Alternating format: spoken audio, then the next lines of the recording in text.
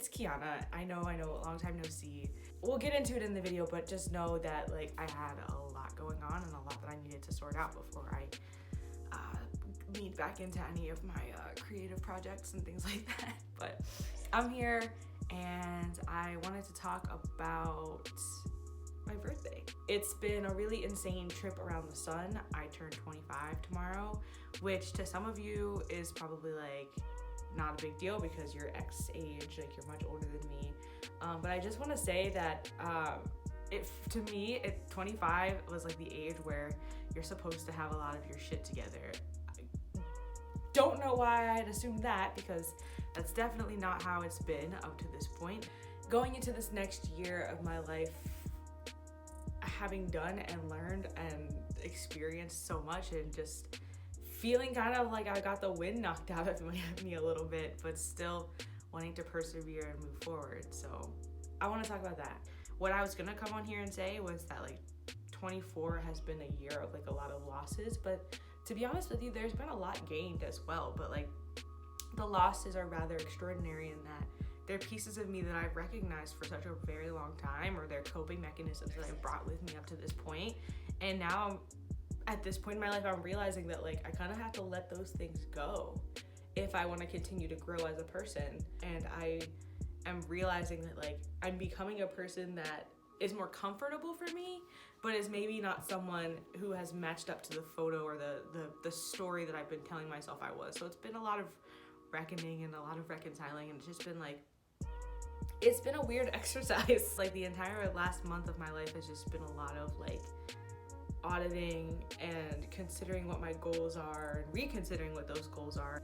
The biggest naivety of younger Kiana was that she assumed that she could plan all of the patterns and twists and turns and challenges of life. I just thought I knew what was coming next.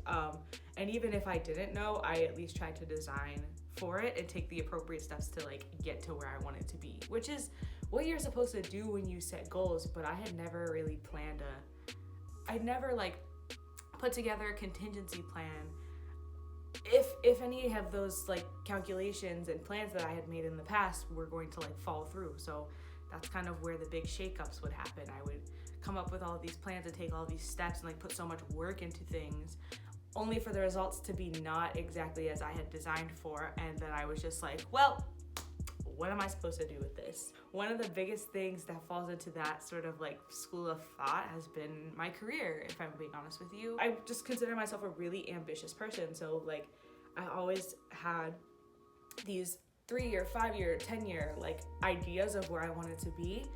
And I was pretty confident that I was gonna get there. And as confident as I was, like I said, like it was just those times where things didn't happen the way that I planned them to, that I just kind of like, I just didn't know. This year, like that literal thing that I just mentioned happened. I had taken a job with a company that I was super excited about. Unfortunately though, when I had gotten into the gig, a lot of things had happened, both externally and internally, that made my perspective sort of like close in on itself. It was almost like a tunnel vision type thing happening, like where I came there for these reasons and I had these goals in mind, and then suddenly with the challenges, it was like, okay, maybe I can't do this, but maybe I can do, okay, wait, no, maybe, no, okay. Like I kind of like cracked underneath that pressure, both the internal pressure and the external pressures of the role itself. And if I'm being honest with you, I had to quit. To kind of put it into perspective, a limited perspective as I'd want to do right now, I literally had been so stressed out that I couldn't sleep, couldn't eat. My anxiety was through the roof. Like I had these emotional outbursts. It was just like a really uncomfortable place to be. And of all of the work that I've done so far to like recognize different symptoms of stress and anxiety and depression and things like that, like these emotional triggers, this was like red flag, ring the alarm central. I was just like, I knew that was my breaking point, and that I had to step back and actually sort of like give myself the time to rest. Never really imagined that like I would burn out at the ripe age of 24. So that was really, really hard to cope with. Like, I had felt like I was sitting outside of a ball game where everyone else was playing and being successful and having these wins, and I had to literally step out of the game for a hot minute, which is what you do when you're injured. You give yourself a break, you let yourself heal, you give yourself the time to recover. But let me tell you, the first week or so of that hiatus, I had tried to I did the thing, I tried to design for my time, the free time that I had, and I wanted to just be as productive as I could to sort of push back all of that healing and all of those emotional challenges and the things that I needed to sort of sort through. I wanted to power straight through that with more productivity, just kind of throwing more action onto the situation, when really what I needed to do was sit down and just take an audit and just ask myself hey, are you okay? Because I didn't want to answer that question. So I hoped to push past it and just be as productive as possible, and eventually that fell apart too. So there's a lot of ups and downs and downs and ups and downs and downs and downs of being on your ass for a month, just not really doing anything. But it gave me a lot of time to think and reflect and kind of get myself together. One of the biggest things that I kind of have gone back to in that time, and kind of what I've been trying to draw out in mental exercise and journaling and things like that, is just what is it that I've been looking for? Why am I pushing myself so hard to get there? And at what point do I need to come back to the drawing board and figure it out in the ways that make me feel comfortable? And instead of saying self-care be damned, sleep be damned, just caring for yourself as a normal person be damned, trying so hard to push forward without any of those things in mind. I don't want to go back to that. I don't want to make my own needs a secondary priority. I can't really go forth in any of those goals that I have. I can't achieve any of the things I want to do if I'm not taking care of myself. So that's been, that's why that's been such a big priority for me. One of the biggest things that I've learned this year is that shit just happens. It doesn't matter how much planning and how much coordination that you put into anything, you gotta be prepared for shit to hit the fan. And you would think, as long as I've been working in events and production and things like that, that's something that would be the number one core value that I've got my noodle wrapped around. But it's been really, really hard to accept that up to this point. The shit that has happened this year alone has been I literally had to take a step back and just be whoa, this is too much even for me. For me, it was learning that it's okay to say, hey, this is bigger than me right now. Eventually I'll come back to this and it won't be bigger than me, but currently it's bigger than me. So just needing to step back and step back and allow myself to say that has been really big this year. One of the biggest things that I've lost this year is, I would say the biggest loss that I've had this year is the loss of this internal narrative that I've been saying that is supposed to be me, or this character that I've created in my head that says that is supposed to be the person that I am right now.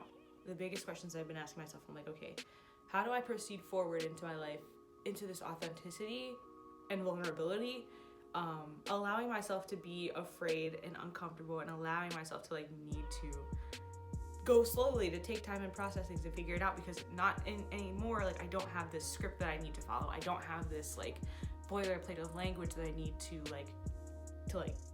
work with or anything like that. I'm just giving myself the space to be exactly who I want. I've always wanted to be a person who's comfortable in her own skin, I suppose.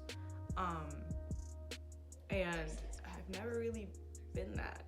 I've always told myself, as I said, I've worked with this internal script where it's I am a person who's comfortable in my own skin, and I am not afraid of rejection, and I don't give a shit about what people think about me. Those are the things that kind of helped me march to my drumbeat through college. But now that I've been in this place in Michigan by myself for so long, I've had a lot of time to sit down and think to myself, okay, this person doesn't quite fit in this space, this new space that I'm in, for several reasons. One, because me personally, I know that's not who I am. I'm looking in the mirror and I realize that this is a mask that I've been using to cover up all these different pain points of mine. And I just don't want to let people into that. But I want to invite more people into my life, and I want to be someone who at least tries, or at least does the exercise of trying to embrace who I am, so other people embrace who I am, or feel comfortable to embrace who they are when they're around me, and they don't feel the need to hide or find shelter when they're with me. So before any of that happens, I've got to do that for myself. But if I could just like summarize, or like give a top level like summary of what I'm hoping 25 will look like to me, is just a lot more of this like stretching these muscles that like have been either lying dormant for such a long time, or I've never really known how to target, like challenging myself to be authentic and challenging myself to be in new spaces and feel the discomfort and feel the negative, feel those emotions that people really run from. I want to try to lean into a lot of that stuff. Because I am, like, the way that I cope is I am a big avoider. There are different ways that people run from things, and I know my things, and the biggest thing is like I've been learning those things, and I've been able to like sort of step into this role of authority with myself, where when I see myself reaching for those things, I'm like, you know better than that now. My brain for like the past 2 years has been like this really empty room. I would say like a 500 square foot room with closets all around that are the doors. You can see the doors kind of bowing in and out with things in them. But I'm standing in the middle of the room and I'm like, everything's fine. Everything's fine, I promise. But don't open those closets. The closets have bursts open. Everything is spread out all over the place and I am overwhelmed. But I'm ready to get some shit out of here. I'm ready to store the shit that I need. I'm ready to put the shit that I'm proud of on like beautiful shelves that I've gotten from, I don't know, a really high end, maybe like a Crate and Barrel or something. I want to be more me. I want to be more authentically myself. So that's what I'm hoping 25 looks like for me. I don't even know if that was a cohesive thought, but I'm just happy to be here. Honestly, it's kind of a relief to have a 25th birthday, as weird as that sounds. I don't know. I'm just happy to be alive and happy to have an opportunity to keep improving and keep creating a life worth living, I guess. I'm trying, is what I'm trying to say. Like, there are days that are hard. There are still days that are really, really tough. And I've had some really challenging days just recently where I felt like I saw myself doing things where I was like, okay, like, you had a good run. You had a good month of recovering and trying to get better, and here you are, back to your old self, back to your old ways. It had to happen eventually. But then the surprising thing happens where I sort of like stop in the moment and I'm like, now we can do these things that we know don't serve us, and we'll have to recover and we'll have to like build back up from these harmful patterns again. You've done it already, but we'll have to do it again. Or we can continue forward, continue trying to improve and continue growing. And I'm choosing growth. I want to like I said, I want to grow. I want to be a better person, and I want to be healthy, and I want to take care of myself. So happy birthday to me. This was kind of somber. This video was kind of dark, but I shared a lot, I think. I don't really have a takeaway, anything that like I hope that you come away from this video with, but like enjoy my vulnerability, I guess. But yeah, that's it. Thanks for watching. Wish me a happy birthday tomorrow, or don't. I don't know. I'll be working.